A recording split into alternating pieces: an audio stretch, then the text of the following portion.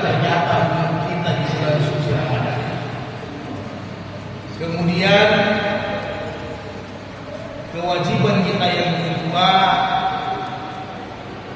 mengirimkan salam kepada baginda Rasulullah Muhammad sallallahu alaihi wasallam. Karena pasti kalau tidak ada Rasulullah, tidak ada yang Ramadan. Kita tidak rasakan nikmatnya Ramadan. Maka wajib kita kirim salam. Allahumma salli ala sayyidina Muhammad wa ala ali sayyidina Muhammad. Assalamu alayka ya Nabi Allah. Minta maaf deh, saya pegang 120 kilo agak berat. Saya sampai selesai saya dulu. Saya kursinya jatuh. Bapak-bapak, ibu-ibu, sebelum kita salat tarawih, kita bincang 10 menit tidak lama.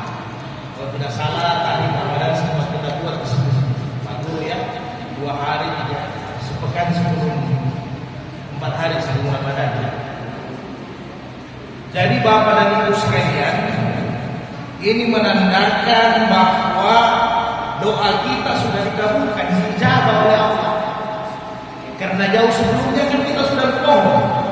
Baik kita berdoa, baik kita berdoa bila Ramadan, sampaikan umur saya sampai Ramadan, ataupun kita berdoa Allahumma barik lana Rajab wa Sya'ban wa balikna Ramadan. Ini sudah sampai ternyata. Bahkan sudah 3 hari kita berpuasa. Mungkin ada juga yang 5 hari. Jadi setelan 5 hari 3 hari sama setelannya. Jadi bapak dan ibu sekalian, maka tentunya kita berharap tiap hari waktu berlalu bukan hanya jam, menit, detik. Jangan sampai Ramadan ini sia-sia. Kita berupaya bagaimana Ramadan ini betul-betul bernilai. Semua aktivitas kita semua bernilai ibadah. Tidak ada waktu yang hilang begitu saja. Termasuk kita membuat tarawih. Jadi tentunya di bulan Ramadan ini satu kewajiban yang besar adalah kewajiban melaksanakan ibadah puasa. Kenapa? Karena dia masuk di rukun Islam. Jadi siapa yang meninggalkan puasa sama dengan meninggalkan salat, sama dengan merusak syahadatnya. Bagaimana meninggalkan salat? Tarakus salamu ta'ammidan. Siapa yang meninggalkan salat dengan sengaja terang-terangan, faqad kufran, maka dia seolah-olah sudah kufur daripada Allah. Begitu juga puasa. Sehingga meninggalkan puasa kabair, termasuk dosa besar kalau kita meninggalkan puasa dengan sengaja. Illa bi usrin syar'i, kecuali ada usul syar'i yang membolehkan, itu pun harus diganti. Ada juga kafarah kalau melanggar. Nah, maka satu amalan yang besar jangan sampai kita lupakan di bulan Ramadan ini sebelum berpuasa adalah sahur. Kadang kita anggap remeh ini sahur, padahal sama kita. Coba andai kata tidak ada sahur, sudah sahur ini dengan buka puasa sama seperti Nabi Musa alaihissalam. Dia berpuasa 40 hari, kemudian sahurnya dibukanya. Kira-kira bagaimana? Agak teler-teler kita pagi. Apalagi kalau Pak Guru mengajar tentang meloyo, hilang suaranya. Kita juga manggil-manggil semua yang kerja di mana loyo. Maka Allah sayang ada sahur. Walaupun para ulama menjelaskan bagi yang kerja berat boleh ditambah-tambah sahurnya. Tapi kalau yang memang pekerjaannya saja yang tanda tangan dan penuhi, kurangi sedikit sahurnya karena tidak terlalu energi kerjanya. Supaya apa? Karena kalau ada juga yang kita makan itu sahur, ayo susah. Iya, pasti lebih banyak tidur kita. Apalagi kalau sahur nasi goreng, kemudian telur goreng. Rasulullah bersabda dalam hadis sahih, tasyakkaru fa inna syuhri fi barakah. Bersahurlah kalian, di dalam sahur itu ada keberkahan. Imam Syafi'i mengatakan ini menandakan sahur sunnah muakkadah, sangat penting. Imam Abu Hanifah mengatakan ini hak wajib, walau biju'atin min ma'in, walaupun hanya minum seteguk air. Kata Abu Hanifah sebagaimana Nabi sampaikan, walau bitamrin, walaupun hanya satu butir kurma, harus bersahur. Rugi. Maka di waktu sahur itulah kita gunakan, manfaatkan untuk makan sahur sambil kita berdoa, sambil kita beristighfar. Jadi jangan sia-sia jasa kita remehkan itu sahur. Jadi di sahur ini dibagi memang 3 piring supaya nanti bangun jam 7 baru lanjut puasa. Sudah hilang sahur, hilang lagi sahur.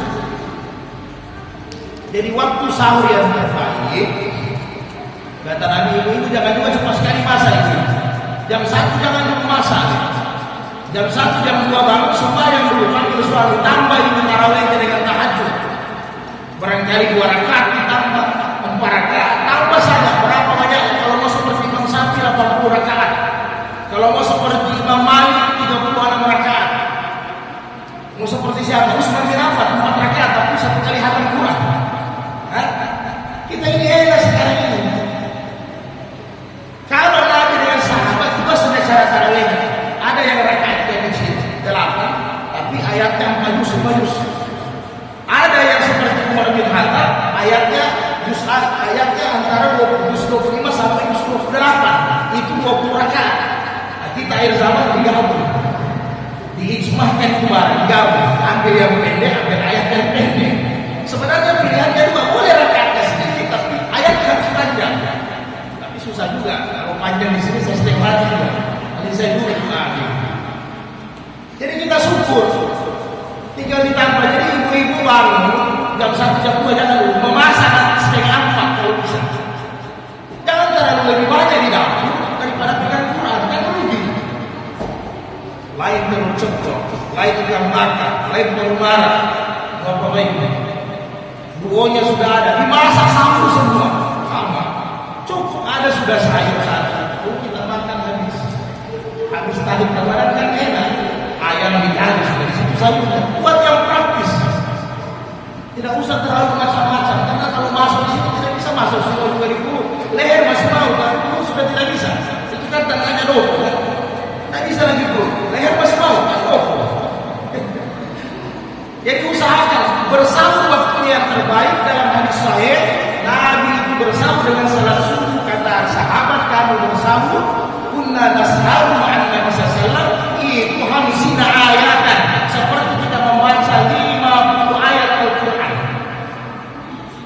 Jadi itu saja waktunya. Artinya apa? Kalau sekarang kira-kira jam 4 lewat 10. Karena sekarang azan sekarang 4:50 azan, 4:45. Kurang lebih setengah jam sudah sahur. Karena kalau sahur 2 jam, karena rumahnya sering terakhir sering tiba lagi. Sudah bersahur, nggak cerita tetangga, cerita orang apa semua. Kenapa? Karena Nabi sengaja ketika Nabi sudah sahur, langsung di Abdullah ibn azan. Jadi kalau di zaman Nabi kan 2 kali azan, jam 4 azan dulu Bilal bin Rabah supaya orang siap untuk makan sahur. Setelah Abdullah ibn azan untuk imsak. Supaya apa? Habis sahur orang langsung ke masjid. Kalau kita sahur jam 2 nih, agak sulit ini. Jam 2 sahur, supaya panjang baca Quran. Kadang kalau baca Quran, terakhir baru 1 lembar sudah kurang-kurang. 2 lembar tidur di atas Quran.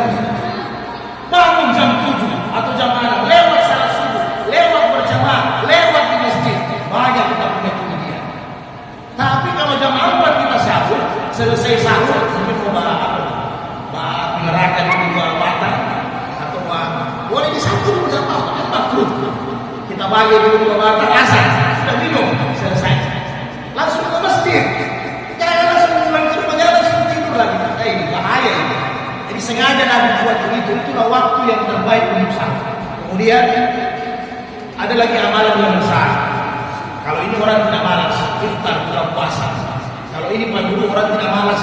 Kalau bisa jam 5 buka puasa. Walaupun ada hadis Nabi, yang terbaik di antara kalian adalah yang cepat berbuka. Kenapa? Karena di zaman Nabi sahabat karena kesibukannya jenis pekerjaannya sehingga biasa mereka telat berbuka. Panjang rumah, ya kan? Kebun, dagang di pasar, itu lupa kita kadang berbuka karena asik, apalagi kalau pedagang. Sementara 7 yang lakukan keluar masuk, begitu orang di atas kompor sahabat Nabi. Jadi kadang tidak bisa dia perhitungkan waktu berbuka. Keluar ini hadis yang terbaik, yang cepat dia berbuka, jangan dikasih lama. Tapi jangan juga dikasih cepat, jangan dikasih cepat. Belum nanti waktunya, karena sekarang sudah ada hitungan, sudah ada seragam, dan semua orang berzikir sebelum berbuka. Jadi ada patokan amal sebenarnya. Kalau di zaman Nabi itu pernah terjadi berbuka, karena Nabi bilang, kalau waktu gamam, waktu mundur, percepat buka puasa, jangan sampai lewat.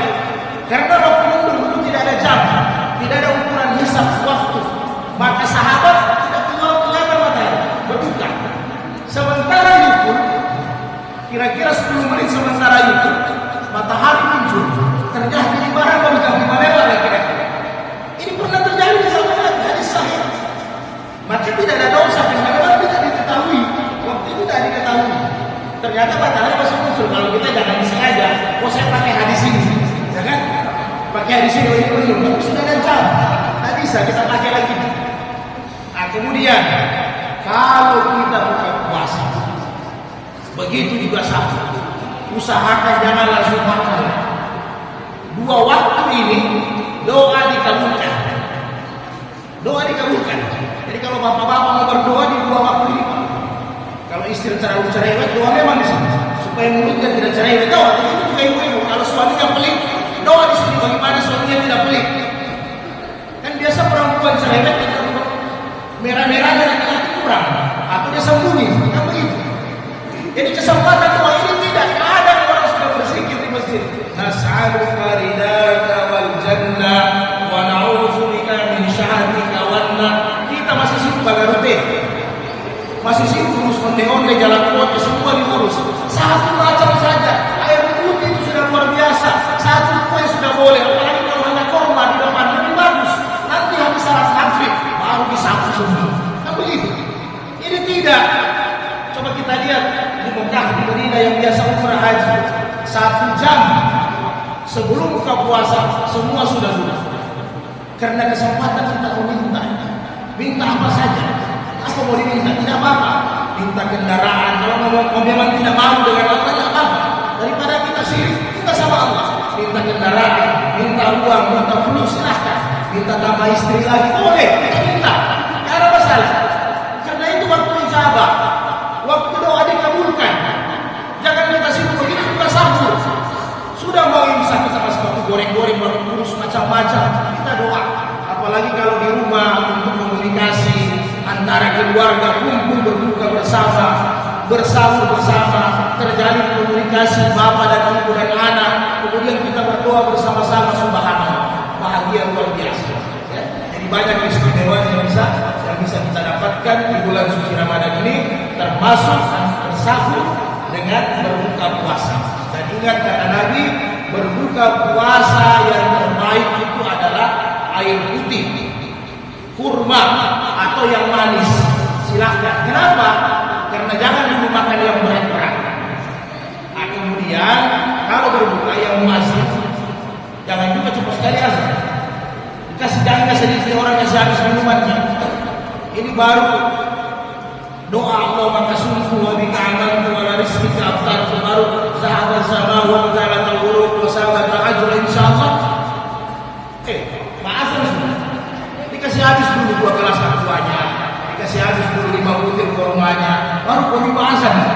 Ya kan? Karena yang kita takuti nanti terburu-buru orang, saudara nanti dia punya jalan kota tapi tinggal di sini, sementara sembahyang dia telah merasa sembahyang. Batal, karena itu makan. Ada sisa-sisa makanan, jadi dikasih kesempatan orang untuk berbuka, untuk berkumur-kumur, baru kau azan. Itu pun habis azan boleh kita kasih sisipkan waktu barang 3 menit, masalah sunat silahkan. Itu boleh, dibolehkan. Jadi jangan usah terlalu terburu-buru, nak apa ya. Kira-kira demikian yang bisa kami sampaikan. Mudah-mudahan Allah Subhanahu Wa Taala terima semua ibadah kita di bulan suci Ramadan. Sahurnya kita jaga, bukanya kita jaga. Kata para ulama ada dua orang yang jelek. Yang pertama, dia sahur tapi tidak sembahyang subuh. Ya.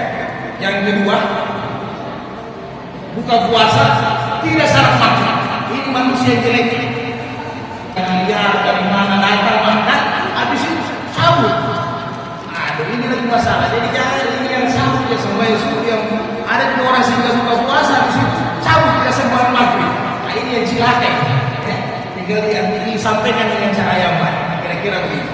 Subhanallah wa bihamdihi subhanallah wa bihamdika asyhadu an la ilaha illa anta astaghfiruka wa atubu ilaik. Assalamualaikum warahmatullahi wabarakatuh.